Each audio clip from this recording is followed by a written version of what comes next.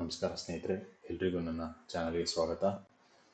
ಬನ್ನಿ ಈ ವಾರ ಯಾವ ಸ್ಟಾಕ್ನ ಅನಲೈಸ್ ಮಾಡ್ಬೋದು ಅಂತ ನೋಡೋಣ. ಹಾಗೆ ಮೊದಲಿಗೆ ನಿಫ್ಟಿ ಮತ್ತು ಬ್ಯಾಂಕ್ ನಿಫ್ಟಿನ ಅನಲೈಸ್ ಮಾಡೋಣ.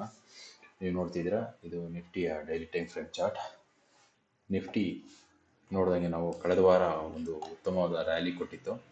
ರ್ಯಾಲಿ ಆದ ನಂತರ ಒಂದು immediate bearish red candle create ಆಗಿದೆ. ಸೊ ಇಲ್ಲಿ ಮುಂದೆ ಏನಾಗ್ಬೋದು ಅನ್ನೋದಾದರೆ, ಒಂದು ಇದೇ ಜಾಗದಲ್ಲಿ ಇನ್ನೂ ಒಂದು 3-4 ದಿನಗಳ ಕಾಲ ಕನ್ಸಾಲಿಡೇಷನ್ ಆದರೆ ಅದರ ನಂತರ ಬ್ರೇಕ್ಔಟ್ ಕೊಟ್ಟರೆ ಇಲ್ಲಿಂದ ಮತ್ತೊಂದು ರ್ಯಾಲಿ ನಾವು ನೋಡ್ಬೋದು ಅಪ್ಪರ್ ಸೈಡ್ಗೆ. ಅಥವಾ ಎರಡನೇದು, ಇಲ್ಲಿಂದ ಫಾಲ್ ಆಗಿ ತನ್ನ ಪ್ರೀವಿಯಸ್ ಝೋನ್ ಏನಿದೆ ಅಂದರೆ ಸಪೋರ್ಟ್ ಝೋನ್ ವಿಚ್ ಈಸ್ 23,600 ಮತ್ತು 23,400 ಈ ರೇಂಜ್ ಝೋನ್ ಏನಿದೆ, ಈ ಝೋನಲ್ಲಿ ಮತ್ತೆ ಬಂದು ಸಪೋರ್ಟ್ ತೊಗೊಂಡು ಇಲ್ಲಿಂದ ಮತ್ತೊಮ್ಮೆ ಇನ್ನೊಂದು ಫ್ರೆಶ್ ರ್ಯಾಲಿ ಕೊಡುವ ಸಾಧ್ಯತೆ ಉಂಟು. ಇವೆರಡು ಸಾಧ್ಯತೆಗಳು ನಾವು ನೋಡ್ಬೋದು. ಒಂದು ವೇಳೆ 23,400 ಝೋನ್ ಏನಿದೆ ಅಂದರೆ ಲಾಸ್ಟ್ ಸಪೋರ್ಟ್ ಝೋನ್ ಏನಿದೆ, ಇದನ್ನೇನಾದ್ರು ಬ್ರೇಕ್ ಆಗಿ ಕೆಳಗಡೆ ಕ್ಲೋಸ್ ಆಯಿತು ಅಂದರೆ ನಾವು ಇದರಲ್ಲಿ ಬೇರಿಷ್ನ ಎಕ್ಸ್ಪೆಕ್ಟ್ ಮಾಡ್ಬೋದು. ಅಂದರೆ ಕಂಪ್ಲೀಟ್ ಬೇರಿಶ್ ಟ್ರೆಂಡ್ನ ಎಕ್ಸ್ಪೆಕ್ಟ್ ಮಾಡೋ ಸಾಧ್ಯತೆ ಉಂಟು. ಓಕೆ, ಇದು ನಿಫ್ಟಿ ಅನಾಲಿಸಿಸು. ಈಗ ಬ್ಯಾಂಕ್ ನಿಫ್ಟಿ ನೋಡೋಣ.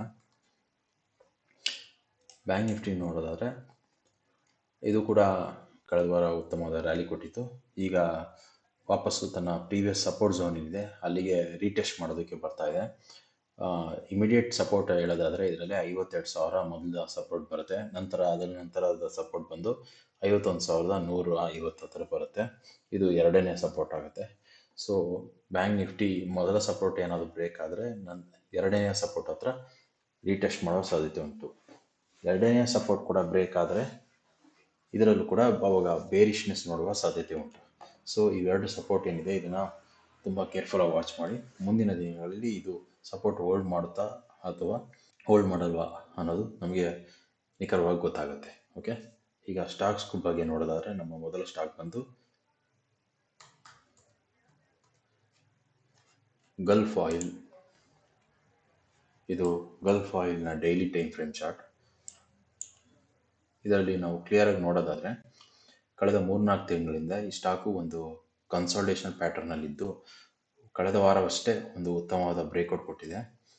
ಹಾಗೆ ಬ್ರೇಕ್ಔಟ್ ಕೊಡೋದ್ರ ಜೊತೆಗೆ ರೆಸಿಸ್ಟೆನ್ಸ್ ಮೇಲ್ಗಡೆ ಒಂದಷ್ಟು ಕನ್ಸಾಲ್ಟೇಷನ್ಸ್ ಕೂಡ ಕ್ರಿಯೇಟ್ ಮಾಡಿದೆ. ಸೊ ಇಲ್ಲಿ ನಾವೇನು ಎಕ್ಸ್ಪೆಕ್ಟ್ ಮಾಡ್ಬೋದು ಈ ಸ್ಟಾಕಲ್ಲಿ ಅನ್ನೋದಾದರೆ, ಇಲ್ಲಿ ನಮಗೆ ಒಂದು ಉತ್ತಮವಾದ ರ್ಯಾಲೀಸ್ ನೋಡುವ ಸಾಧ್ಯತೆ ಉಂಟು ಫರ್ದರು.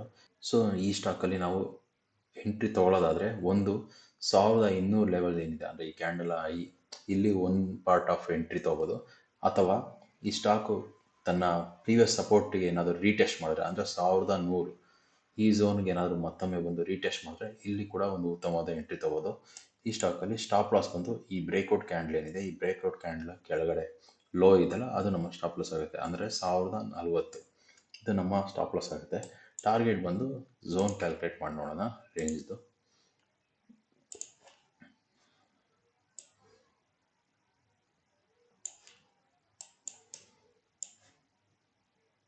ಸೊ ಟಾರ್ಗೆಟ್ ಬಂದು 1,380, 375ದಿಂದ 380 ನಮ್ಮ ಟಾರ್ಗೆಟ್ ಆಗುತ್ತೆ ಮುಂಬರುವ ದಿನಗಳಲ್ಲಿ ಈ ಸ್ಟಾಕಲ್ಲಿ. ಸೊ ವಾಚ್ ಮಾಡಿ ಸ್ನೇಹಿತರೆ. ಈಗ ಮುಂದಿನ ಸ್ಟಾಕ್ ನೋಡೋದಾದರೆ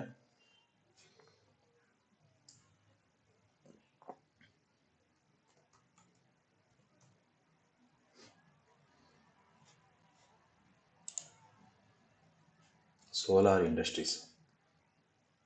ಇದು ಸೋಲಾರ್ ಇಂಡಸ್ಟ್ರೀಸ್ನ ಡೈಲಿ ಟೈಮ್ ಫ್ರೇಮ್ ಚಾರ್ಟು. ಇದರಲ್ಲಿ ವೀಕ್ಲಿ ಚಾರ್ಟ್ ನೋಡೋಣ ಒಮ್ಮೆ. ವೀಕ್ಲಿ ಚಾರ್ಟಲ್ಲಿ ನೋಡೋದಾದರೆ ನಿಮಗೆ ಈ ಸ್ಟಾಕ್ ಬಂದು ಒಂದು ಉತ್ತಮವಾದ ಅಪ್ಸೈಡ್ ರ್ಯಾಲಿ ಕೊಟ್ಟಿದೆ. ಹಾಗೆ ಕೆಲವು ವಾರಗಳಿಂದ ಒಂದು ಚಿಕ್ಕ ಕನ್ಸಾಲ್ಟೇಷನಲ್ಲಿದೆ.